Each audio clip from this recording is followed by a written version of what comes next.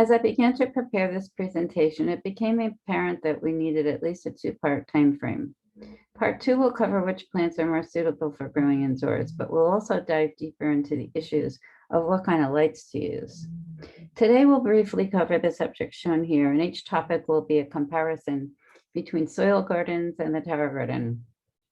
You can start your indoor soil garden from seeds or purchase 6 packs of small starts at your local nursery. Tower gardens can also be started from seeds, my personal preference, or there are nurseries that supply seedlings growing in rock wool that are ready to be placed in the tower. I especially want to emphasize, don't bring plants from your outside garden into your home. If you have a pepper plant that's still producing, even though a pepper plant will grow well indoors, you may be tempted to try to bring it inside. You're asking for a huge problem with the possibility of insects compromising all of your interior plants. There's far less chance of having pest problems with plants if they're not exposed to anything that's been living outdoors. The key to successfully growing any type of plant indoors is understanding how much light it needs to thrive. Different areas in your home will have varied levels of natural light. The average windowsill using natural light can support low to medium light loving plants like lettuce and parsley.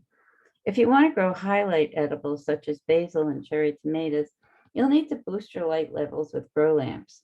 This is especially true in winter months when natural light levels are low and day lengths are short.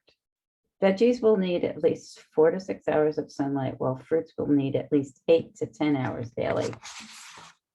Growing light tips. It's difficult to produce actual sunlight inside your home because our windows have varying degrees of light blocking materials. However, you can increase your light levels to simulate full sun conditions by moving your plants closer to grow lamps. You can decrease your light level to simulate part sun to shade conditions by moving your plants farther away from your grow lamps. And yes, some teens really do like salads. My high school graduating senior who helps me around the yard is getting his bonus for his day's work. Containers for growing plants and soil must have drainage holes. While some herbs and vegetables can grow in small pots, larger veggies will require big, deep containers so their roots have space to flourish. Shallow-rooted greens may only need about a 2-inch depth, but deep-rooted tomatoes will need at least 12 inches of soil. If you have a long bay window, you may want to choose rectangular containers. If you choose to use an open shelved case, you may opt for different sized pots. The tower garden pots are designed to grow small rooted plants as well as plants that need more root area. And because it is a closed circulating system, you don't have to worry about water seeping out of drainage holes in your pots. The illustration here shows how the water is pumped from the bottom reservoir up to the top and drips back to the reservoir, watering and feeding the roots of the plants on the way down. You could have a tomato plant growing next to lettuce because the tomato roots can be accommodated. The longer roots will wrap around the inside of the large white pots. The photo on the left shows growth of about 4 to 6 weeks. The one on the right is ready to start harvesting. You can harvest the larger leaves around the bottom or cut off the whole plant down to about 2 inches, allowing it to grow back. Indoor organic potting soil for veggies are special mixes dedicated to potting that usually have vermiculite or perlite, which allows for better drainage. With tower gardens, seeds are germinated in the rock wool cube. They're inserted into the tower when the roots are growing out of the bottom and they're about 2 or 3 inches tall. The hand holding the seedling in the rock wool shows what they look like when they're ready to be inserted.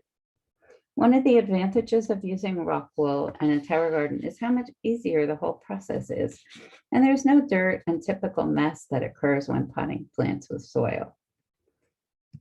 When it comes to time to water your plants, less is more because they're not drying out as frequently indoors. So be careful not to overwater. Most experts on soil-containing gardening indoors recommend watering enough so that some of it seeps out of the pot's drainage holes and water with the season, which means a bit more in warmer months.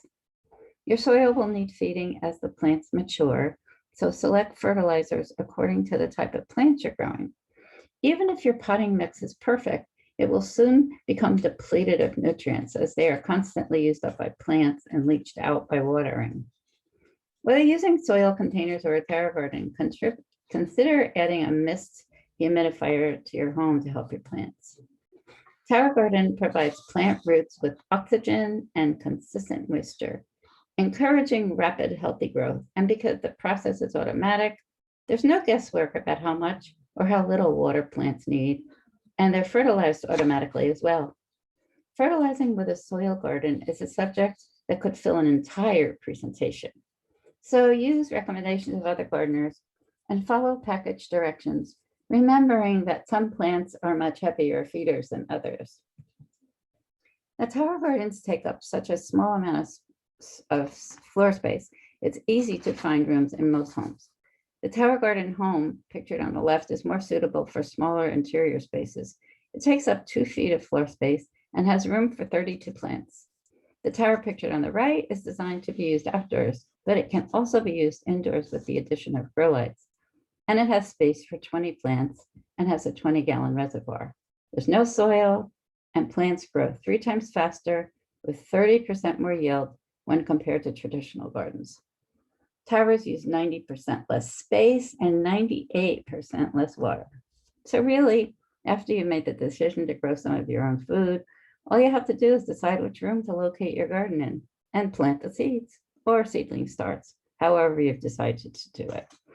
If you have memories of creating a garden in the past and carrying all that equipment into the house, the pots, the soil, the fertilizer, that may be what's stopping you. With a terra garden, you don't have all that to worry about. And one of the added benefits that many people mention is what a wonderful flowing sound the terra garden makes. So here's our team. We wanted to let you know that we have a great treat in store for you next month. Doug Barlow, who's been working with terra gardens for the past 12 years, has helped people grow urban gardens in personal home settings as well as large commercial ventures.